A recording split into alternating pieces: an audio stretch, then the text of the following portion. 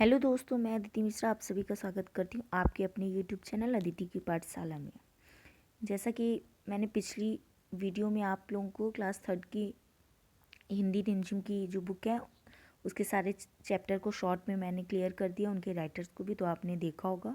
आज हम कक्षा 5 की हिंदी की बुक रिमझिम का सारांश देखते हैं, ठीक है। इसका जो फर्स्ट चैप्टर है, चलिए सबसे पहले हम उसको स्टार्ट करते हैं।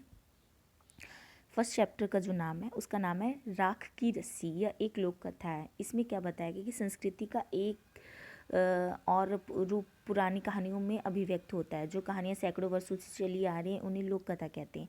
यह कहानी तिब्बत की लोक कथा है, ठीक है। जो इस चैप्टर जो ये राख की रस्सी, इसको मैंने एक अलग से वीडियो डाला है, आप उसे ज़रूर देख लीजिए। एकदम उसको मैंने शॉर्ट में क्लियर कर दिया आप लोगों को।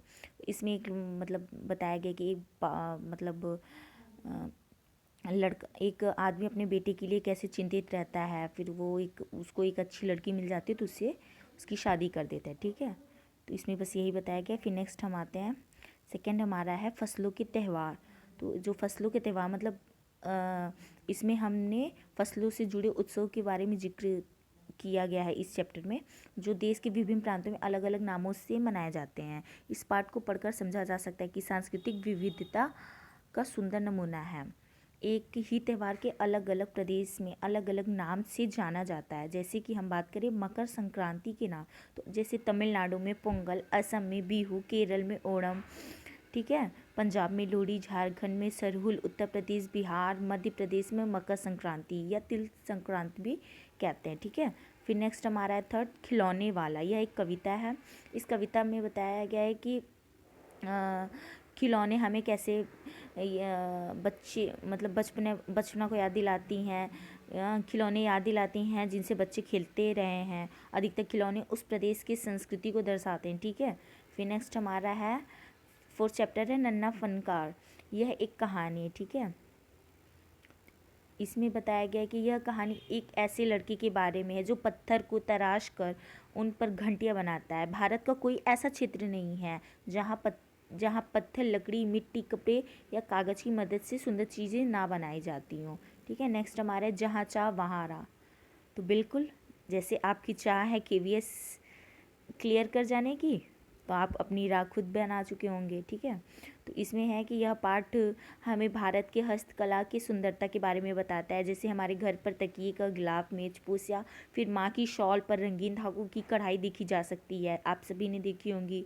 गुड़िया, मिठाई और त्योहारों की तरह की मतलब कढ़ाई, सैकड़ों शैलियाँ जो होती हैं वो हमारे देश में अलग अलग हिस्सों में पाई जाती हैं। फिर नेक्स्ट हमारा है चिट्ठी का सफ़र। यह एक लेख है। इस पाठ में बच्चे डाकिया, डाकघर और डाक टिकट के बारे में जान पाएंगे और बच्चों को पता चलेगा कि जो पिन हम लोग कहते हैं ना, तो उसका फुल फॉर्म होता है पोस्टल इंडेक्स नंबर। ये क्या होता है, इसमें कितने अंक होते हैं, ये कैसे एक पोस्टल इंडेक्स नंबर बनाया जा सकता है, ठीक है, या बनाया जाता है। पोस्टल इंडेक्स नंबर में कुल 6 डिजिट होते हैं, जिसमें पहले जो स्थान का अंक होता है वो राज्य को प्रदर्शित करता है या दर्शाता है। अगले जो 2 अंक होते हैं वो उपक्षेत्र के कोड को दर्शाता है। आखिरी 3 अंक उपक्षेत्र के ऐसे डाकघर का कोड है जहाँ से डाक बांटी जाती हैं। फिर नेक्स्ट हमारा है डाकिये की कहानी, कंवर सिंह की जुबानी। या इसके जो लेखक हैं वो है लेखिका हैं प्रतिमा शर्मा। यह एक भेंट वार्ता है जिसमें एक व्यक्ति पोस्ट ऑफिस जाकर वहाँ के एक कर्मचारी कंवर सिंह से वार्ता करता है। इस पाठ से पता चलता है कि एक डाकघर में क्या क्या काम होते हैं, पहाड़ी क्षेत्र में रहना कितना ही मुश्किल और कितना चुनौतीपूर्ण है 21वीं शताब्दी में, और कौन कौन से संचार की तकनीकें आ गई हैं। भारत की डाक सेवा दुनिया की सबसे बड़ी डाक सेवा, आप सभी को पता होगा। फिर नेक्स्ट हमारा जो 8th है चैप्टर, वे दिन भी क्या दिन थे। इसके जो लेखक हैं आइजक असीमोव। यह पाठ हमें बताता है कि तकनीकीकरण का प्रभाव किस तरह से हमारे विद्यालयों की कक्षाओं पे पड़ा। इस पाठ में कोविड-19 के द्वारा हम समझ सकते हैं कि कैसे बच्चे अपनी शिक्षा ग्रहण करते थे और अब कैसे कर रहे हैं। तो ये मतलब फ्यूचर में रह के हम पास्ट की बात करते हैं, इस चैप्टर में ऐसा बताया गया। फिर नेक्स्ट हमारा एक माँ की बीबीसी, एक कविता है जिनके लेखक हैं कुंवर नारायण। इस कविता में लेखिका कहानी और कविता का महत्व समझाना चाहती है, और ये दोनों कब कामयाब मानी जाती हैं, जब उसके द्वारा कोई चित्र मन में उभरता है।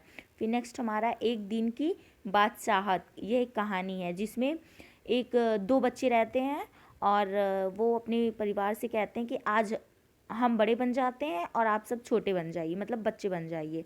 ठीक है, इसमें बस इतना ही बताया गया है। फिर हम नेक्स्ट बात करते हैं।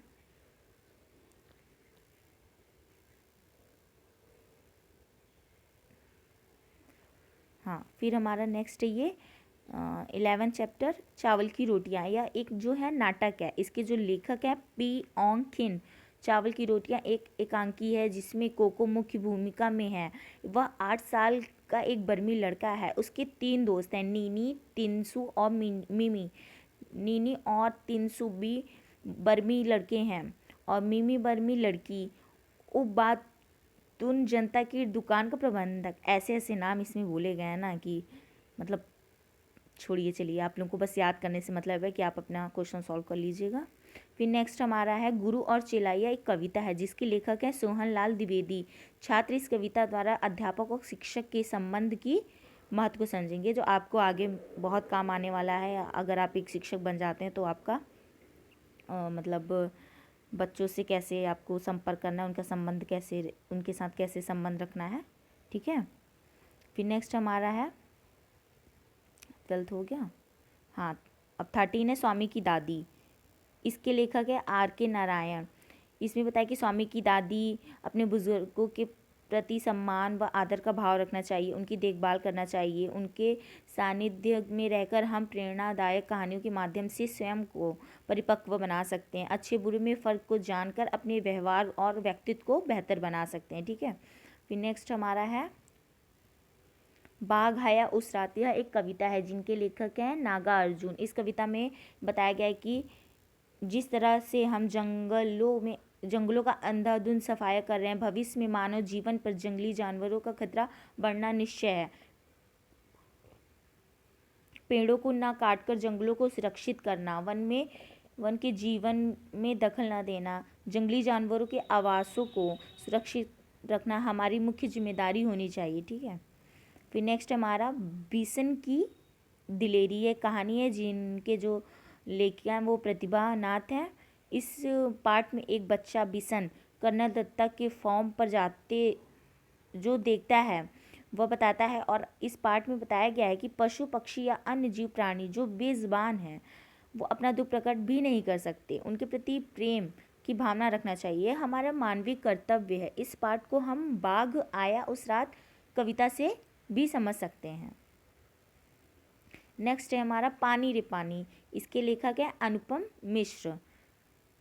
इस पार्ट में जल चक्र की बात की गई है, साथ ही साथ पानी की फिजूल खर्ची से हमें बचना चाहिए। भविष्य निधि के रूप में बरसात के पानी का मतलब उसको रखना चाहिए। हमारी पहली प्राथमिकता होना चाहिए जल ही जीवन है, जल है तो जीवन है, इसकी सार्थकता को पूरा करना हमारा कर्तव्य है। नेक्स्ट है हमारा छोटी सी नदी हमारी। यह एक कविता है जिसके लेखक हैं रविंद्रनाथ ठाकुर।